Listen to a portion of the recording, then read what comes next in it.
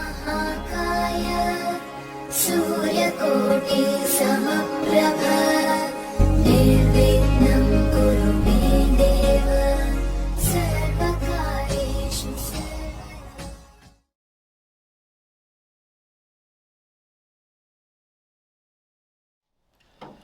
मेरे बहुत ही प्रिय और बेहद सम्मानित साथियों, हृदय की असीम गहराइयों से अभिनंदन, बहुत बहुत हार्दिक स्वागत।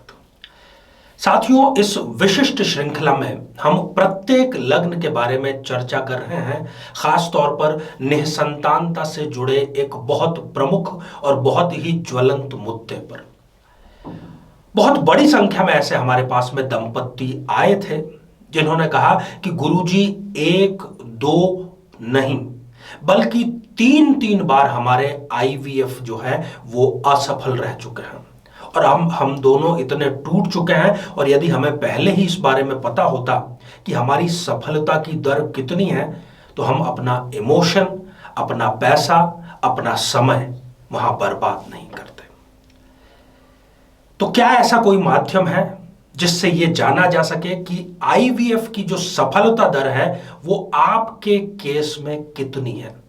क्योंकि डॉक्टर आपको अधिकतम दर 70% बतलाएगा और दुर्भाग्यवश यदि असफल रहता है आईवीएफ तो वो किसी भी प्रकार का कोई ऑथेंटिक रीजन आपको बताने में समर्थ नहीं होते। तो यदि आप भी मिथुन लग्न के हैं तो इस एपिसोड को पूरा देखिए, और यदि आप अपने जीवन साथी के लग्न के बारे में जानना चाहते हैं तो यहां आई बटन में हम लिंक दे रहे हैं इस पूरी श्रृंखला का। आप अपने और अपने जीवन साथी दोनों के ही लग्नों से संबंधित एपिसोड देखिए और यह जान लीजिए कि आईवीएफ की सफलता दर आपके मामले में कितनी है। साथियों, इस पर हम चर्चा करें इससे पहले एक बेहद जरूरी सूचना कि हम हमारे प्रत्येक एपिसोड के अंत में किसी न किसी जातक के प्रश्न का उत्तर देते हैं और ये प्रश्न हमें प्राप्त होते हैं आप लोगों के ही द्वारा यूट्यूब कमेंट के माध्यम से। जब भी आप अपना कमेंट लिखें उससे ठीक पहले #आचार्य चंद्रकांत इस शब्द का प्रयोग जरूर करें और साथ ही बेहद आसान सा प्रश्न जो इसी एपिसोड से संबंधित होगा, इसी एपिसोड के अंत में आपसे पूछा जाएगा, उसका सही उत्तर भी साथ में हमें जरूर दें।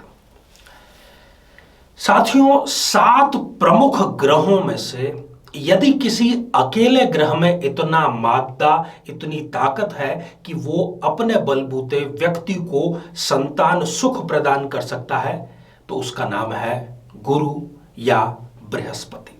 जी हां साथियों, यदि बृहस्पति आपकी कुंडली में अनुकूल है तो वो अकेले ही आपको संतान प्रदान करवा सकता है।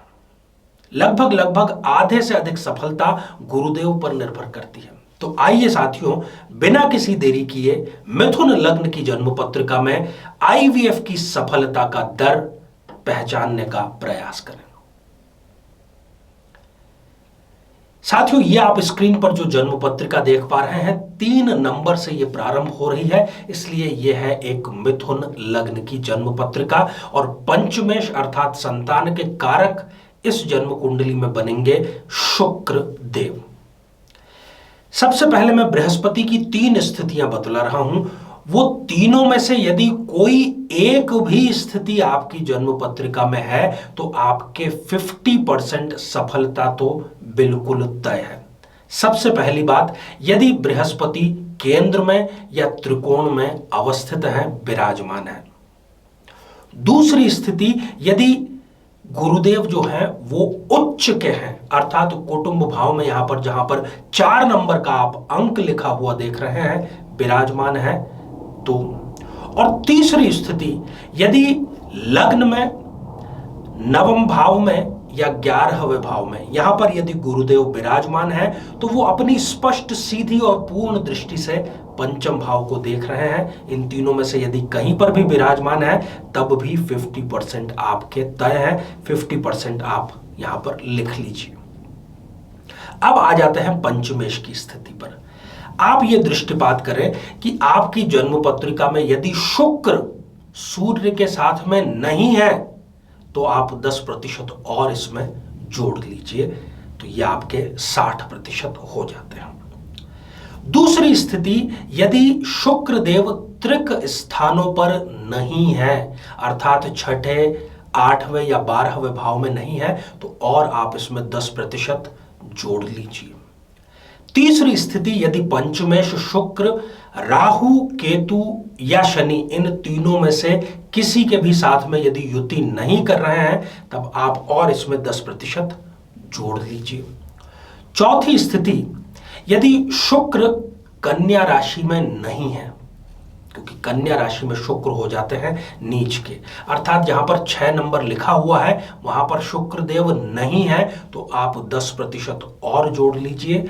और पांचवी बड़ी महत्वपूर्ण और अंतिम बात, यदि पंचम भाव पाप कर्तरी दोष में नहीं है, अर्थात यहां पर जहां पर आप छठा और 8वां अंक लिखा हुआ देख रहे हैं, इन दोनों भावों में एक साथ में किसी भी प्रकार के पाप या क्रूर ग्रह जैसे कि राहु, केतु, शनि, मंगल और सूर्य यदि ये नहीं है, तब भी आप इसमें 10% और जोड़ लीजिए।